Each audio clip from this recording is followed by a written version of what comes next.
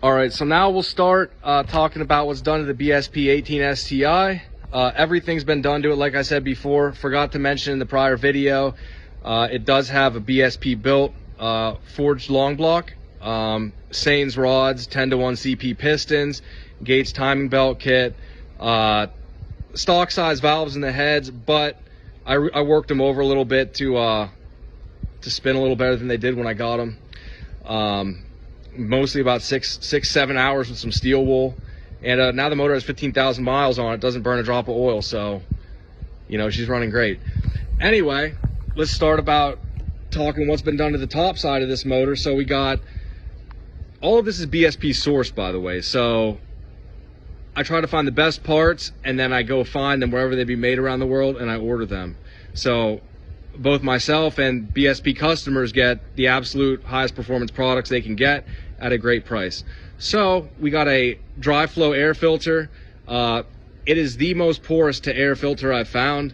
Is this filtration capacity as good as like an oiled K&N? Probably not, but it definitely flows air a lot better. You can hear the sounds from the turbo and the intake a lot more because of the media this filter is made from. Very stout, very stiff. Even more so than a lot of the other manufacturers' offerings these days. So now we move on to the BSP Turbo Tract inlet. Everything's full 3-inch carbon fiber, made in-house by BSP. MAF bracket, nice clamps, 5-ply silicone connectors throughout the whole length. Goes all the way back, as you can see. I don't know if you catch on this video, but all the way back to the turbo right here. You know, what's the advantages of carbon fiber? Basically, it doesn't heat soak as fast. When it does get hot, it cools off the same amount faster. So as soon as air starts getting sucked in through it and you're moving again, it's, you know, it's back to ambient or near ambient temperatures, you know, very quick. It's also lighter, but it's not a race car, so I don't really care. But it is noticeably lighter than any other intake on the market. Next, move over to the BSP Fuel Rails. They're made entirely in the United States from billets, 10 AN size, so you will never run out of fueling running these rails and the BSP line setup. It's a series feed, so the feed comes in from the firewall, makes its way to the rails, and then back again to the fuel pressure regulator up there.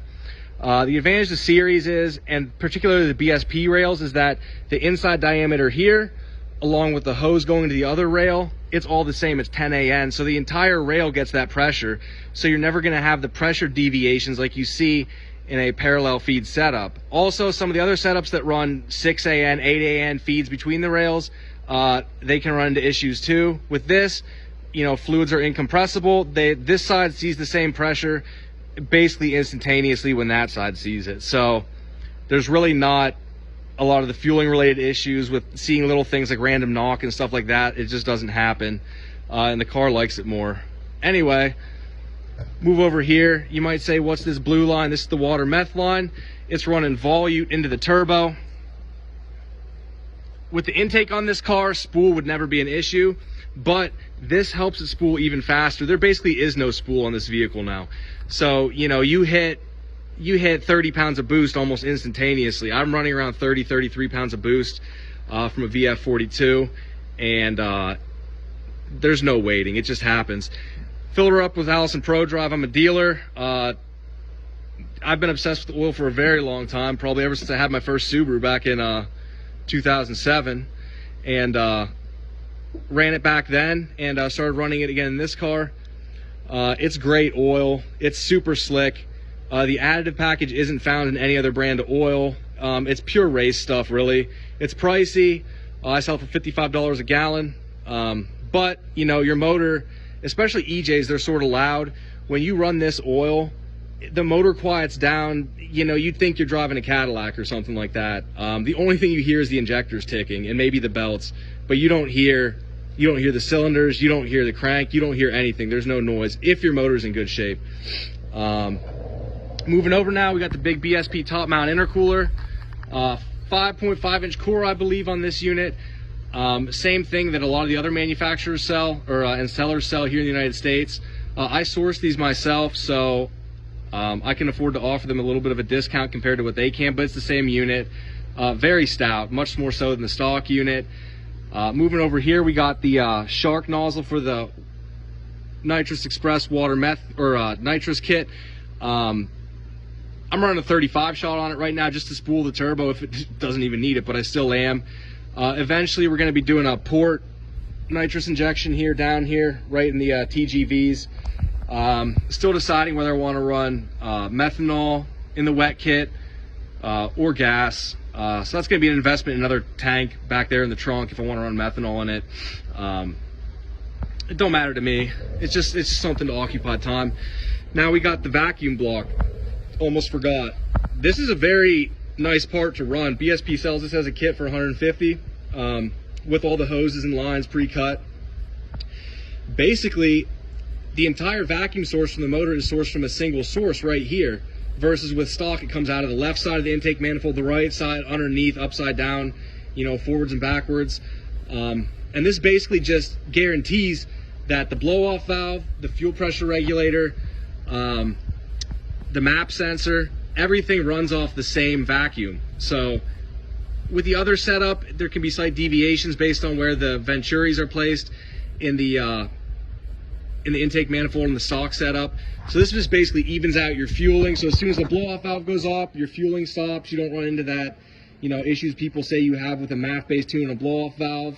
You might be lucky to get a backfire with this. It doesn't happen. So anyway, moving over here to the Type FV blow-off valve clone. Basically, I like running blow-off valves. I like the way the car handles. There's no erratic fueling changes at part throttle and your bypass valves leaking. There's none of that stuff. Also, they're easier to maintain. They're easier to hook up.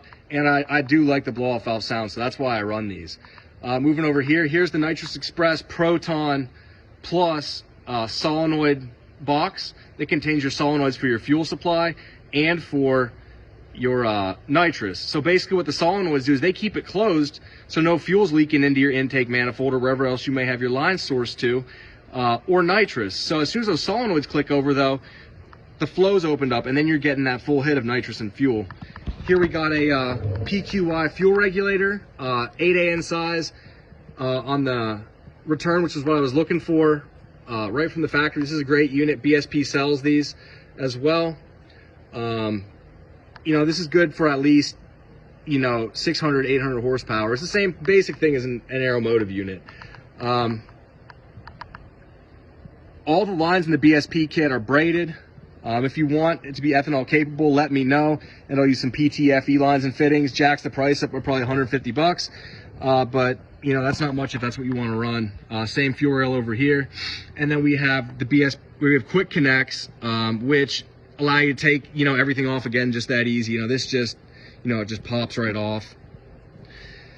And that's basically what's going on with this car. Everything's been designed that you can take off the intake manifold, you know, the intercooler, intake. Any one of those things can get taken off in about 5, you know, to 10 minutes. You could probably have the whole motor strip down to the long block now in about half an hour, which if you work on your own car is great. I hate messing around with the way the factory stuff is set up, and this just simplifies everything. The Gates timing belt kit down here, I'm not running a timing belt cover. This car doesn't see the rain, it doesn't see any of that kind of stuff, so driving on nice days on nice tarmac, there's never an issue with rocks or anything like that coming up to hit it. On top of that, the headers, you know, provide a pretty decent amount of protection to the belt. I'm not running a belly pan either, so we get better cooling under the hood. But basically, no issues with that. And what's nice is when you're running a higher horsepower car, you might want to check your belt once in a while. You know, more stress, more strain goes on it, and you don't know what's going on if you're running a timing belt cover. So that's why I choose not to run one. Also, the timing belt guides on the sides of the timing belt cover, these Gates belts, especially when they get hot, can swell, and they'll chew themselves up on those. So not running a timing belt cover just eliminates those guides as well. If you do your own swap, you're probably going to take those guides off.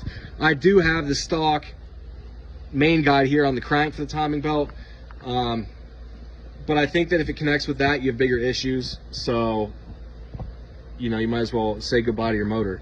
But anyway, that's the BSP motor. Again, I can't stress using a good oil again. You know, offshore power boats use it, you know, GP bikes use it, you know, basically the peak racing disciplines, the teams on those teams, that's what they run. So I like it. It smells horrible. You know, it's got the good stuff in it. And like I said, it quiets down your motor. It reduces friction over 15% compared to any other synthetic. So you're getting that with it as well. Oil change intervals remain the same.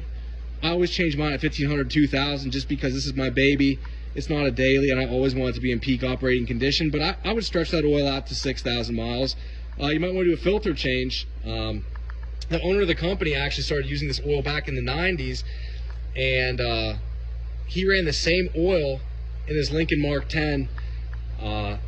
Never changed the oil, he just changed the filter and topped it off when he needed it, and that car made it to 180,000 miles. And the motor compression tested great. He took it out, and now the motor's in their headquarters on display. So this is really some interesting oil. It's a great product. Can't recommend it enough.